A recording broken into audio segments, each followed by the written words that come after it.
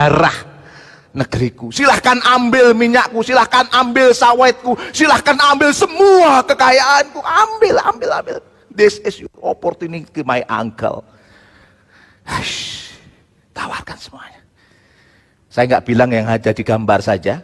Sejak konferensi meja bundar, kita sudah menyerahkan diri kita ini pasrah bongkoan kepada asing, saudaraku. Pasrah bongkoan. Lanjut 67, habis semua. Lanjut berikutnya, semakin habis. Inilah dunia kita hari ini. Dan muncullah kelompok seperti ini akhir-akhir ini. Pemerintah melayani oligark. Apa sih oligark itu Pak Agung? Segelintir kalangan yang memiliki material power, memiliki kekayaan besar, dan mereka menguasai sumber daya tadi. Pemerintah melayani mereka. Sedangkan rakyat gimana? Melongo. Itu dimakan, itu diminum, padahal ini tanah kita, ini air kita. Ini yang terjadi. Bohongan Pak Agung, nggak begitulah. Mahfud MD pernah mengatakan, apa kata-kata Pak Mahfud MD tahun 2000?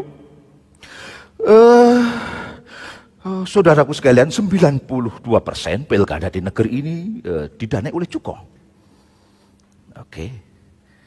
KPK tahun yang sama membuat penelitian, hasilnya agak sedikit rendah dari Pak Mahfud MD. 82% pilkada di negeri ini disponsori, ada sponsornya. Lanjut lagi Pak Mahfud bilang apa?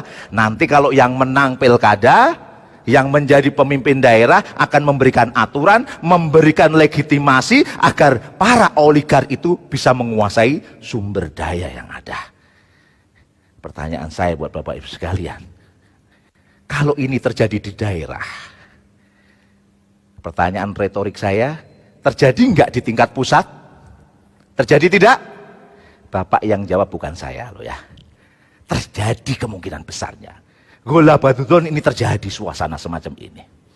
Persoalan yang terjadi di negeri ini. Oke, kita lanjut. Dan akhirnya apa?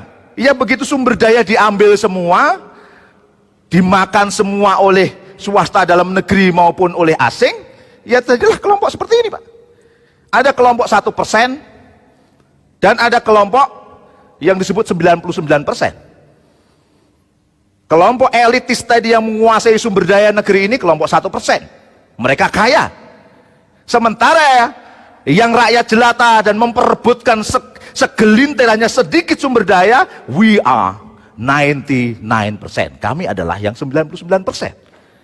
Oke. Bohongan Pak Agung. Sedikit saja kita buka.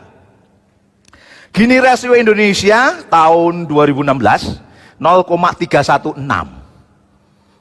Itu angka yang sangat mengerikan sebenarnya. Kalau kita lebih lanjut lagi, mungkin dengan daftar kemiskinan gaya World Bank, $2 per hari bisa lebih banyak lagi. Tidak hanya 0,316, lebih dari itu, mungkin bisa 0,5. 0,5 itu dari skala 1 kira-kira 50%-nya itu masalah. Kalau kita bicara lahan, indeks rasio kepemilikan lahan kita itu 0,72. Maknanya apa Pak Agung? 1% orang itu menguasai 72% lahan. Ngeri tidak? Ngeri tidak Bapak Ibu? Yang di sono, yang dilewat online, ngeri tidak? Ngeri. Itu udah sama tuh. Oke. Ya. Luar biasa Pak ini. Kalau kita baca demikian adanya kelompok 1% itu. Aku mau ngomong apa kira-kira sekarang ini? Dan kenyataan